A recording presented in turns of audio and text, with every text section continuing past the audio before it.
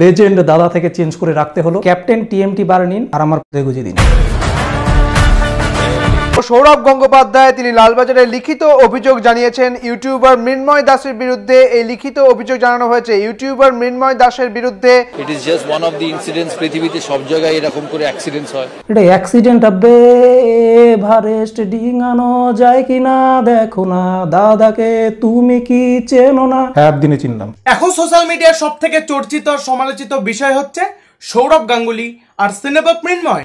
সৌরভ গঙ্গোপাধ্যায় তিনি লালবাজারে লিখিত অভিযোগ জানিয়েছেন ইউটিউবার মৃন্ময় দাসের বিরুদ্ধে। এই লিখিত অভিযোগ জানানো হয়েছে ইউটিউবার মৃন্ময় দাসের বিরুদ্ধে।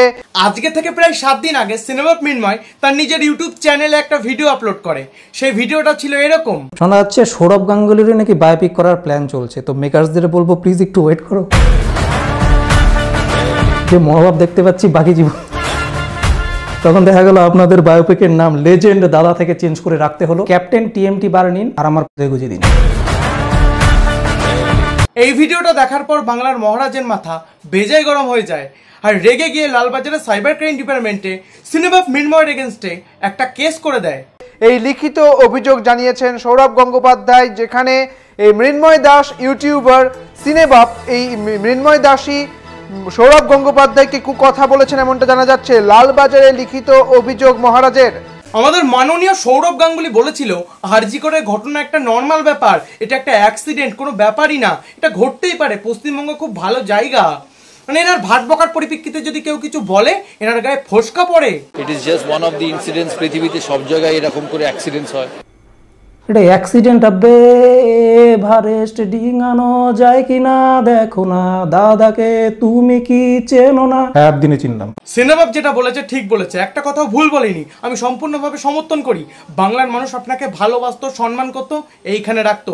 আপনি এইখান থেকে এখানে গেছেন, কেন গেছেন? আপনার ভুলভাল কথার জন্য, ভাট বকার জন্য। ইউটিউবারের বিরুদ্ধে সাইবার ক্রাইমে মহারাজ। মৃন্ময় দাস নামে একজন ইউটিউবারের বিরুদ্ধে অভিযোগ দায়ের।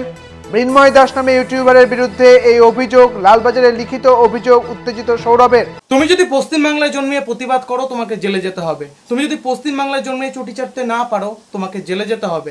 তুমি যদি পশ্চিমবাংলায় জন্মে সত্যি কথা বলো তোমাকে জেলে যেতে হবে। লালবাজারে লিখিত অভিযোগ উত্তেজিত সৌরভ গঙ্গোপাধ্যায়ের ইউটিউবারের বিরুদ্ধে সাইবার ক্রাইমে মহারাজ। পশ্চিমবঙ্গের পুলিশ দেখেছো রাজধানী এক্সপ্রেসের থেকেও ফাস্ট, কারণ দাদা কমপ্লেন করেছে বলে কথা। কমপ্লেন করার সাথে সাথে লিগ্যাল নোটিশ বাড়িতে। এত ফাস্ট যদি অন্য কেসের ক্ষেত্রে হতো তিলোত্তমার কবে বিচার হয়ে যেত, তাই না? ইউটিউবারের বিরুদ্ধে সাইবার ক্রাইমে মহারাজ লিখিত অভিযোগ দায়ের করেছেন তিনি। সৌরভ গঙ্গোপাধ্যায়কে কুকথা বলা হয়েছে এমনটাই অভিযোগ মৃন্ময় দাসের নামে। সৌরভ গাঙ্গুলির অভিযোগের বিষয়বস্তু হচ্ছে সিনেবাপ মৃন্ময় তাকে অপমান করেছে, কুকথা বলেছে, রিটেলি সে অপমানিত হয়েছে। কিন্তু এই দুটো ভিডিও ক্লিপের মধ্যে অপমানজনক কথা কোথায় আছে আমি তো দেখতে পেলাম না। তোমরা যদি দেখতে পাও কমেন্ট সেকশনে কমেন্ট করে জানাও। লালবাজারে সৌরভ গঙ্গোপাধ্যায় ইউটিউবারের বিরুদ্ধে সাইবার ক্রাইমে মহারাজ। মৃন্ময় দাস বলে ব্যক্তি শোনা যাচ্ছে দাদাগিরিতে ঠিক মতো তিনি নাকি সুযোগ পাননি বা এই ধরনের কিছু ঘটনা ঘটেছে। অনেকে বলছে দাদাগিরিতে যেতে পারেনি বলে সিনেবাপ মৃন্ময় নিজের রাগ থেকে ভিডিওটা বানিয়েছে। আর আমি বলবো এটাই যদি ইস্যু হতো অনেকদিন আগে এটা করতো, এতদিন অপেক্ষা করার দরকার ছিল না কিন্তু। আর অপেক্ষা করলো ভিডিওটার মনিটাইজেশন অফও করে দিল, এটা করার দরকার ছিল না কিন্তু, তাই না?